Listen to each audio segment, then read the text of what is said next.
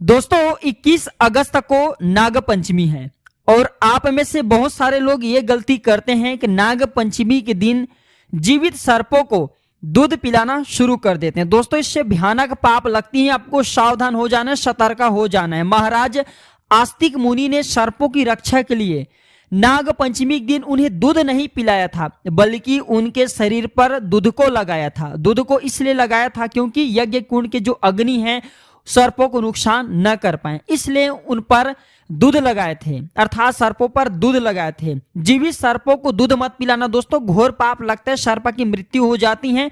ये बात जान लीजिए और सावधान हो जाइए। अगर आपके घर परिवार में किसी को पता नहीं, उन्हें भी ये जानकारी बताइए। सर्पों को कभी भी भूल करके दूध नहीं पिलाना चाहिए, सर्प मर जाते हैं।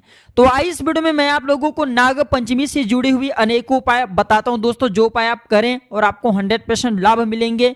जीवन में चलिए कैसा भी परेशानी हो, गरीबी हो, तकलीफ हो, रोग हो, दोष हो, कोर्ट कचहरी का मामला है, ये सारे समस्याओं से नाग महाराज आपको एक ही दिन के उपाय से आपको छुटकारा दे जाएंगे। कर्जे का भार जीवन में है उससे भी आपको छुटकारा मिलेगा। सर्वप्रथम जानते हैं दोस्तों कि नाग पंचमी की शुरुआत कैसे हुई। अगर देखें तो नाग पंचमी की शुरुआत राजा जन्मेजय को आस्तिक मुनि ने सर्पेष्टि यज्ञ रुके उस दिन से नाग पंचमी की शुरुआत हुई। ऐसा भी माना जाता है नाग पंचमी के दिन ही समुद्र मंथन हुआ था। तो उस दिन से नाग, क्योंकि नागों का हमारे जीवन में बहुत बड़े भूमिका है। शेष नाग जी महाराज पृथ्वी को अपने फन पे धारण किए हुए हैं, वासुकी महाराज जिसके कारण समुद्र मंथन हुआ था, और ये भगवान श्री कृष्ण को छाया प्रदान किया था। जब वासुदेव महाराज जी यमुना नदी पार कर रहे थे दोस्तों, उस समय काफी बारिश हो रही थी। बारिश से बचाने के लिए वासुकी नाग ने भगवान कृष्ण के लिए छाया बने थे और पानी से उनकी रक्षा की थी, बारिश से रक्षा की थी। कृष्ण लीला में भी कालिका नाग का आपने देखा, जो कालिया नाग है इनका भी बहुत बड़ा योगदान है। और दोस्तों एक बात जान लीजिए, लक्ष्मण जी भी भगवान शेष नाग जी के ही अवतार हैं और लक्ष्मण जी मेघनाथ को ही मारा था। और मेघनाथ को ऐसे व्यक्ति मार सकता था जो 14 वर्ष स्त्री का मुख ना देखा। तो आप जान सकते हैं, देख सकते हैं कि नागों का हमारे मानव जीवन पर बहुत बड़ा उपकार है। देवताओं से लेकर के मनुष्य के ऊपर में अनेक उपकार किए हैं नाग। अब आइए इस वीडियो में जानते हैं कि नाग पंचमी के दिन कौन सी उपाय करना चाहिए जिससे हमारे जीवन में परिवर्तन आए, हम धन वैभव से परिपूर्ण बने। एक बात जान लीजिए दोस्तों, जो सर्प हैं इसे राहु का ही स्वरूप माना जाता है। जो सर्प के मुख हैं इसे राहु, और सर्प के जो पूंछ हैं इसे केतु का स्वरूप माना जाता है। और दोस्तों जो सर्प को, इतना नहीं कि सर्प को केवल आपको सर्प नहीं समझना है, सर्पों को पितरों का स्वरूप माना जाता है। अगर आपके घर के आसपास में अगर पुराने सर्प घूमते हैं या फिर सफेद कलर की सर्प घूमते, तो आप समझ जाना आपके पितर घूम रहे हैं, बल्कि सर्प नहीं बल्कि आपके पितर घूम रहे हैं। सफेद कलर के सर्पों को पितरों का स्वरूप माना जाता है। मैं आप लोगों को जानकारी बताऊंगा, उपाय बताऊंगा। उपाय बताने से पहले सभी लोगों से कहना चाहूंगा, थोड़ा सा ये वीडियो ध्यान से सुनिए। सर्वप्रथम जानते हैं कि सांप पहले विषैला था कि नहीं। तो दोस्तों सांप पहले विषैला नहीं था, और सांप के शरीर में कैसे विष आई इस वीडियो में जानते हैं। तो दोस्तों जानकारी बताने से पहले, वीडियो में आगे बढ़ने से पहले, अभी तक हमारे वीडियो को लाइक नहीं किए होंगे तो हमारे वीडियो को लाइक कर लेना दोस्तों, और साथ ही साथ कमेंट बॉक्स में जय नाग देवता जरूर लिखना। दोस्तों जब हमारे वीडियो को लाइक करते हैं तो हमारे मनोबल बढ़ते हैं और आप लोगों के लिए इस प्रकार की अच्छे जानकारी लेकर के आते हैं। और दोस्तों प्राचीन ज्ञान एक यूट्यूब चैनल ही नहीं बल्कि आप सभी दर्शकों का परिवार में हर दिन बोलता हूं, मेरे इस वीडियो में, मेरे इस चैनल में व्यूज आए या ना आए, अगर मेरे वीडियो को देख करके आप में से किसी भी एक भी व्यक्ति का भला होता है दोस्तों, मुझे भी अच्छा लगता है, मुझे भी पुण्य की प्राप्ति होता है, मुझे भी हर्ष उल्लास मिलता है।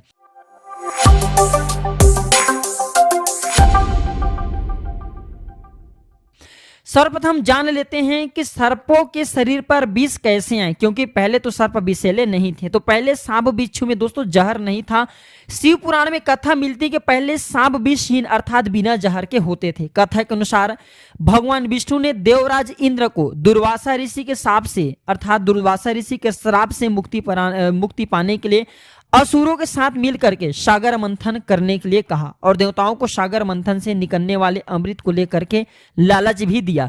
तब देवताओं और असुरों के बीच में सागर मंथन शुरू हुआ था। दोस्तों भगवान विष्णु ने कच्छप का अवतार लेकर के समुद्र के बीच में रहे थे और उनके ऊपर मंदराचल पर्वत रखा था। इसके बाद वासुकी नाग को रस्सी बना करके एक और असुरों ने पकड़ा था, दूसरी तरफ देवताओं ने पकड़ा था। जो मुख है, मुख की ओर असुरों ने सर्प, जो वासुकी नाग है, इनके मुख को पकड़ा था और इनके पुच्छ को देवताओं ने पकड़ा था। और इसके बाद भी समुद्र मंथन फिर शुरू हुआ था। तो थोड़ा वीडियो ध्यान से सुनिए कि कब ये जहरीली हुए। तो समुद्र मंथन के दौरान एक एक करके कई चीज समुद्र से निकले थे, 14 रत्न निकले थे। उसी क्रम में हलाहल नाम का जो विष है ये सर्वप्रथम निकला था, जिसकी तीव्रता बहुत ज्यादा थी।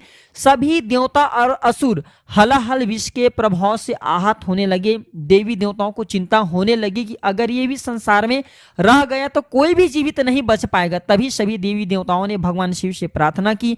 भगवान शिव ने देवी देवताओं की प्रार्थना को स्वीकार करते हुए हथेली पर विष को रख लिया, लेकिन उसके कुछ बूंद धरती पर गिरी। ध्यान से सुने, उसके कुछ बूंद धरती पर गिरे। दोस्तों जिसे सर्प ने चाटा, अर्थात सर्प ने पिया, बिच्छू ने और कई प्रकार के जो कीड़े मकोड़े दोस्तों इसके बूंद को चाट लिया था। तभी से सांप, बिच्छू और जो कई प्रकार के आपने देखा होगा कीट, उनके शरीर पर विष पाया जाता है। तो ये जो कथा है दोस्तों, ये शिव पुराण में इसके बारे में स्पष्ट लिखा है। अब आइए इस वीडियो में जानते हैं कि नाग पंचमी के दिन ऐसी कौन सी उपाय किया जाए जिससे हम शीघ्र धनवान बने, या फिर धनवान नहीं तो दोस्तों हमारे जीवन में जो कष्ट चली वह कष्ट दूर हो और हमारे मनोकामना की पूर्ति हो। हमारे शास्त्रों में 8 प्रकार के नाग कहे गए हैं। 8 प्रकार के नाग की ही पूजा होती है, जिसमें सर्वप्रथम शेष नाग जी महाराज, दूसरा जिसे हम भगवान शंकर जी के सिर पर छत्र छाया जैसे बने हुए भगवान शंकर जी अपने गले पर आभूषण जैसा धारण किए हुए दोस्तों, वो हैं, आपने जान चुका होगा दोस्तों, वासुकी नाग। इसके बाद पद्मा नाम आते हैं, महापद्मा नाम की नाग आते हैं,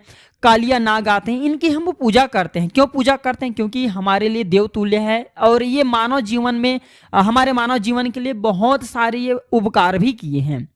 तो उपाय ध्यान से सुनिए दोस्तों। प्रथम उपाय है सांप के बिल के पास में मिश्री मिला दूध दिए में रख करके आना है। नाग पंचमी के दिन सांप के बिल के पास में मिश्री मिला हुआ दूध दिए में डाल करके दोस्तों आपको सांप के बिल के पास में छोड़ करके आना है। तो इस उपाय से ऐसा माना जाता है पितरों के आशीर्वाद मिलता है, क्योंकि ये सांप आकर के इसे पिएंगे नहीं दोस्तों, ये एक प्रकार की भाव होना चाहिए। तो इससे आपके पितर तृप्त होते हैं। पितर और सर्प ये दोनों तृप्त होते हैं, और ये दोनों तृप्त होते हैं तो इससे हमें गड़ा धन की प्राप्ति होता है। इसे गड़ा धन का स्वामी सर्पों को और पितरों को माना जाता है। ऐसा नहीं कि आपको तत्काल गड़ा धन मिल जाए दोस्तों। गड़े धन का मतलब है कि आपको राह चलते पैसा मिल जाए, किसी न किसी माध्यम से आपको पैसा प्राप्त होता है, यह आपके कर्म के ऊपर निर्भर करता है। दूसरा प्रयोग सुनिए, राहु और केतु से छुटकारा पाने के लिए, क्योंकि राहु और केतु ऐसा निज ग्रह है जिसके कारण हमारे अध्यात्म उन्नति होना रुक जाते हैं। सफलता तो दोस्तों, सफलता पाना बहुत ही दुर्लभ हो जाती है। सफलता केवल नाम मात्र के लिए रह जाते हैं, और ऐसे व्यक्ति की कभी भी उन्नति नहीं होता जिनके जीवन में राहु एवं केतु का दोष लगा। इससे छुटकारा पाने के लिए दूध का अभिषेक महामृत्युंजय मंत्र पढ़ते हुए नाग पंचमी के दिन जो शिवलिंग पर रखे हुए जो सर्प होते हैं इनके ऊपर में दूध चढ़ाइए और महामृत्युंजय मंत्र को पढ़िए। महामृत्युंजय मंत्र आप गूगल में सर्च करके देख सकते हैं दोस्तों, आपको मिल जाएंगे। बहुत ही साधारण है महामृत्युंजय मंत्र, छोटी सी अक्षर होती हैं। इसके बाद है बुरे स्वप्न किसी को आते हैं, काल सर्प दोष लगा है, तो दूध से बने पदार्थ सर्पों के बिल के पास में रखने से बुरे स्वप्न आना बंद हो जाते हैं। चौथा उपाय दोस्तों, दूध में अपने चेहरा को देख करके, ध्यान से सुनिए, दूध में अपने चेहरा को देख करके सर्वप्रथम तो एक कटोरी अब दूध ले लीजिए और उस दूध में आप अपने चेहरा को देखें, और इसके बाद इस दूध को जा करके नागराज अर्थात नाग सर्पों को दोस्तों आपको नहला देना, सर्प महाराज को आपको अभिषेक कर देना। तो इससे आपको सर्प दोष से मुक्ति मिलेंगे, पितृ दोष से मुक्ति मिलेंगे, और कष्ट जो आपके जीवन में चल रही है, बाधा आ रही, परेशानी आ रही है, ये फिर घर परिवार में आगे के बनते नहीं, लोग आपके बुराई करते हैं, सब बुराई करना बंद कर देंगे और आपके अनुरूप ही चलेंगे। पांचवा उपाय सुनिए, धन पेटी पर, अगर आपके घर में धन पेटी है तो धन पेटी पर गोबर से नाग और नागिन इनका आप जो है प्रति चिन्ह बनाएं। और इसे दोस्तों आप देखना, अगर नाग पंचमी के दिन धन पेटी पर गोबर से बना नाग और नागिन का प्रति चिन्ह बनाते हैं तो दोस्तों आपके घर के धन में बढ़ोतरी होगा, क्योंकि दोस्तों इसे धन का भी स्वामी माना जाता है सर्पों को। अब 2 उपाय और बता रहा हूं, ये 2 उपाय आपको जरूर करना है। आपको नाग पंचमी के दिन किसी भी समय टाइम निकाल करके ये उपाय कर लेना है। आप देखना दोस्तों, आपके घर में कभी भी किसी को फिर सर्प नहीं काटेगा, नहीं सर्प बाधा सताएगा। तो आप अपने घर के बाहर आप अपने घर के बाहर दोस्तों आस्तिक जरूर लिखना। आप चाहे तो आस्तिक सफेद चंदन से लिख सकते हैं, रक्त चंदन से लिख सकते हैं, गाय की गोबर से लिख सकते हैं। आस्तिक लिखने से दोस्तों, क्योंकि आस्तिक मुनि ने सर्पों को शरण दिया था, आस्तिक मुनि के कारण ही सर्प जीवित हुए हैं, सर्प का पुनः वंश का विस्तार हुआ था। तो आस्तिक लिखने से जिस घर के द्वार पर अगर आस्तिक लिखा होता है उस घर में सर्प कभी प्रवेश नहीं करते, उस घर परिवार में रहने वाले लोगों को क्षति नहीं पहुंचाते।